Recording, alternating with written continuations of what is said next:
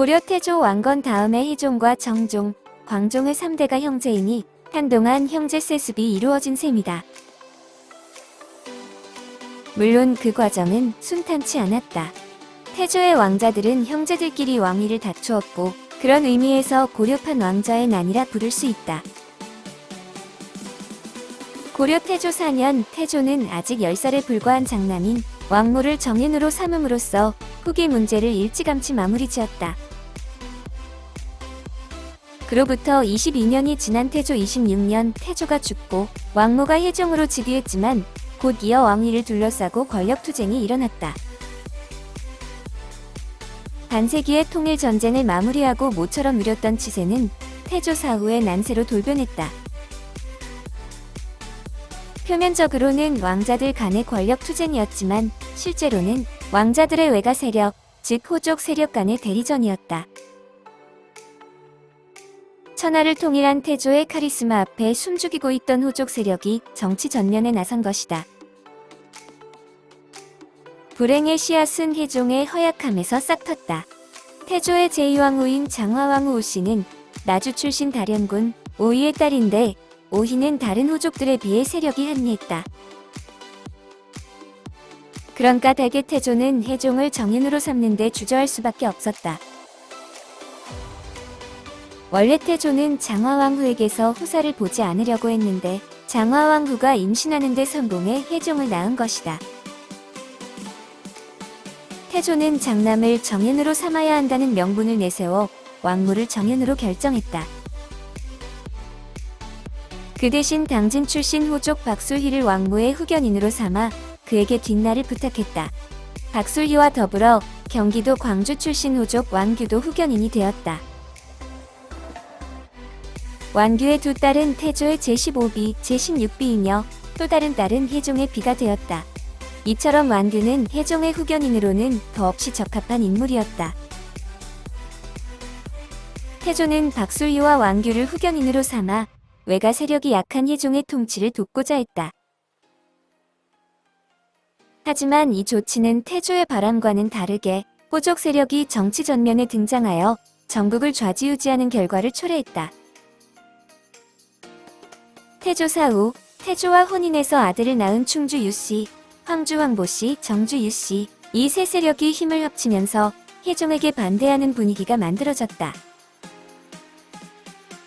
특히 태조의 제3왕후인 신명순 성왕후 소생인 왕효 왕소 형제가 강력한 외가 세력을 배경으로 혜종과 대립했다.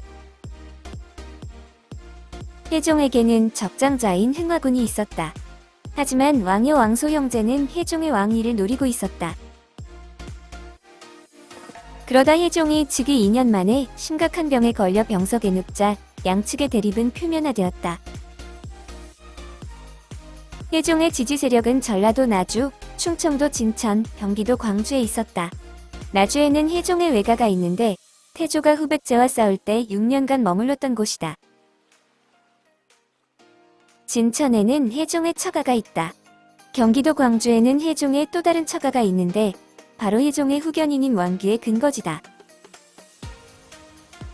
왕효 왕소 형제의 지지 세력은 충청도 충주, 전라도 승주, 경상도 경주, 황해도 황주, 황해도 평주, 평안도 서경 등에 있었다. 충주는 통일신라시대 오소경중 중원경이라 불릴 정도의 교통의 요지인데 왕효 왕소 형제의 외가가 있는 곳이다.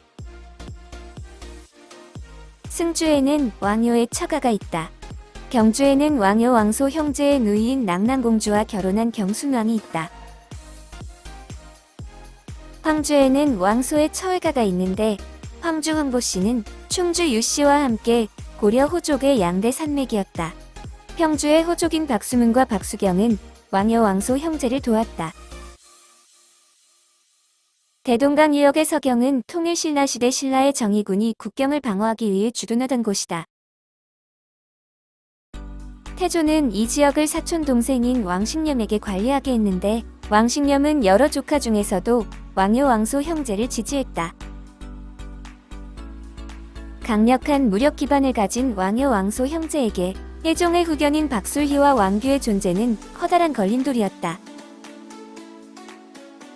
그런데 박술희와 왕규는 힘을 합치지 못하고 혜종의 총애와 권력을 차지하기 위해 서로 대립하는 관계였다.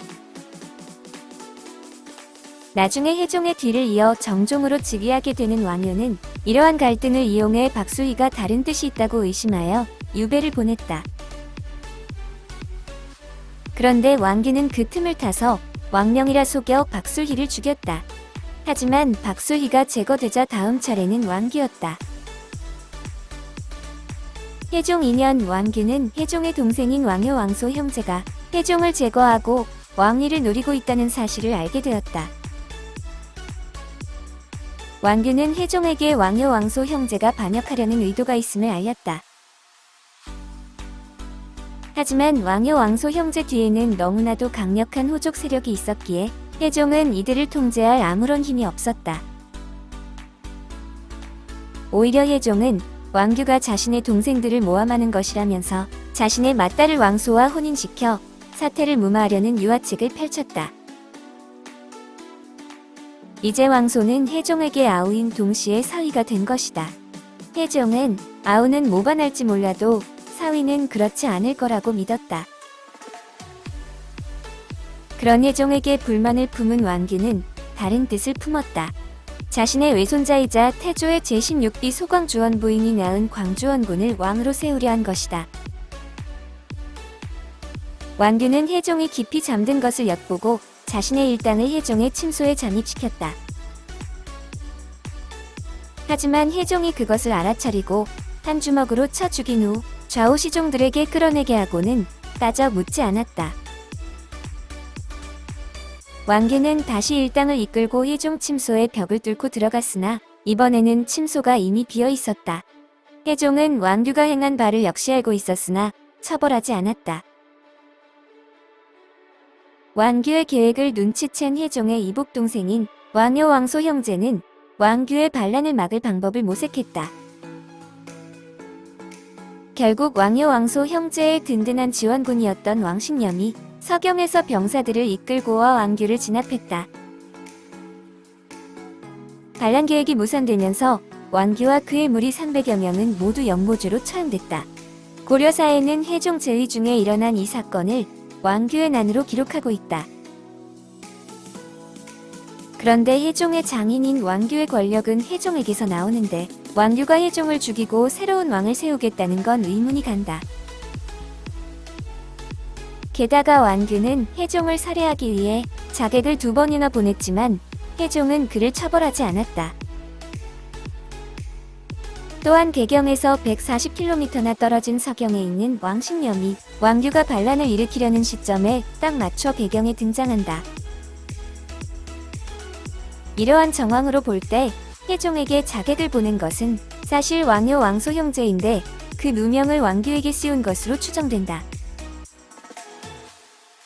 왕규가 실제로 군사를 동원해 난을 일으켰다고 볼 만한 정황은 없다. 그런데 결과를 놓고 보면 왕규의 난을 계기로 왕효가 왕위에 오르게 된다. 그러므로 왕규의 난은 사실 왕효 왕소 형제가 혜종의 후견인인 왕규를 제거하고 왕위를 노린 고려판 왕자의 난이었다.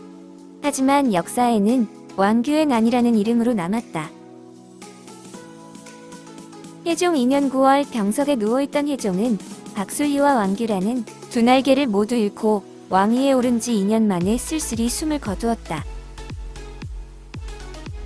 원칙대로라면 왕위는 혜종의 적장자인 흥화군이 계승해야 했다. 하지만 왕규의 난을 진압했다는 명분으로 혜종의 이복 동생인 왕효가 추대를 받아 조카인 흥화군을 제치고 왕위에 올랐다. 고려의 제3대왕 정종이다. 이 정변은 단순한 궁중 내부의 권력투쟁이 아니었다. 고려 건국 이후 통일 전쟁을 위해 왕권과 호족 세력이 타협과 공존, 조화와 균형을 바탕으로 유지해온 정치 질서가 이 정변을 계기로 크게 요동치게 되었다.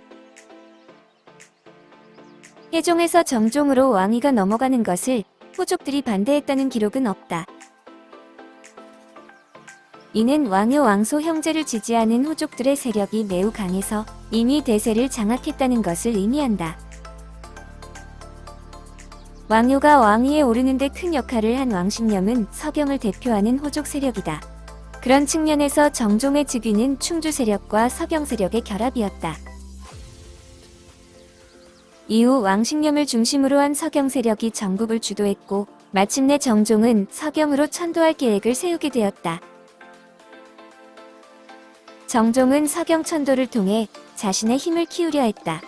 왕신념이 장악하고 있던 서경은 정종의 가장 강력한 지지 세력이 있는 곳이다. 원래 서경은 통일신라 시대에 어떤 뚜렷한 호족 세력이 있던 곳이 아니었다. 태조가 즉위한 지 3개월 만에 왕신념을 보내서 도시를 개발하고 이름도 서경으로 지어 개경에 버금가는 제2의 도시로 건설한 곳이다. 정종이 서경 천도를 추진하는데 또 한 가지 중요한 역할을 한 것은 당시에 유행하던 풍수질이다. 풍수가들은 서경을 우리나라에서 가장 좋은 길지로 지목했다. 당시 사람들이 매우 중요하게 생각한 풍수지리에서 좋은 길지라고 강조되는 서경을 정종은 놓칠 수가 없었다. 정종이 서경을 중시한 또 다른 이유가 더 있다. 태조가 나라 이름을 지을 때 고려라고 했는데 고려는 바로 고구려를 계승한다는 의미다. 바로 그 고구려의 수도가 평양이었기 때문에 고구려를 계승한다는 것을 대내적으로 강조하는 의미에서 서경을 중시한 것이다. 정종은 공사를 위해 서경 인근 지역의 백성들을 서경으로 강제로 이주하게 하고는 밤낮으로 작업을 강행했다. 하지만 공사 일정이 한없이 늘어나면서 동원됐던 백성들은 무리한 노동에 신음했다. 게다가 노역에 징발된 농민들이 시기를 놓쳐 한 해 농사를 완전히 망치게 되면서 민심이 술렁거렸다. 고려사에는 이에 대해 많은 백성이 따르지 않고 원망과 비방이 들끓었다고 기록되어 있다. 정종과 왕소가 대립하면서 애초에 두 사람 모두를 지지했던 세력들도 나누어졌다. 황해도 황주는 왕소의 처회가가 있는 곳으로 왕소를 지지했다. 황해도 평주의 박수문과 박수경은 왕소를 지지하는 세력으로 바뀌었다. 왕소가 어렸을 때 태조의 제22비인 신주원 부인 강씨의 양자로 들어간 적이 있었기에 황해도 신주도 왕소를 지지했다. 이처럼 개경 중심의 호족 세력들은 모두 서경 세력에 의지한 정종의 독자 노선을 반대하며 왕소를 지지했다. 정종 3년 9월, 정종은 신하들과 함께 여진 사신을 접견했다. 그때 갑자기 천둥이 치고 비가 쏟아지며 궁궐 서쪽에 벼락이 내리치자 정종은 크게 놀라 그 자리에서 쓰러졌다. 이후 시름시름 앓기 시작한 정종은 병에서 회복되지 못했다. 정종 4년 3월, 정종은 친동생 왕소를 불러 왕위를 물려주고는 다음 달에 세상을 떠났다. 그런데 정종의 강력한 후견인이자 서경천도를 강력히 추진했던 왕신념이 정종 4년 2월, 즉 정종이 왕소에게 왕위를 물려주기 한 달 전에 죽었다. 또한 정종에게는 적장자인 경춘원군이 있었지만 왕위는 그의 삼촌인 왕소에게 넘어갔다. 우연의 일치라고만 보기 어려운 후견인의 죽음, 국왕의 사망, 그리고 적장자인 조카를 제치고 삼촌이 왕위를 계승하는 것이 두 차례 반복된 것이다. 태조는 혼인정책을 통해 후 삼국을 통일하는 데까지는 성공했지만 그 때문에 나중에 호족들이 왕자들을 앞세워 권력 다툼을 벌이는 단초를 제공했다. 태조 사후 태조의 아들인 혜종, 정종, 광종이 재위한 시기에 개경과 서경의 관료 중 반이 죽거나 다쳤다. 혜종, 정종, 광종은 고려 전체를 장악하고 지배한 국왕이라기보다는 아직은 자기를 지지하는 호족 세력의 대표에 불과했다.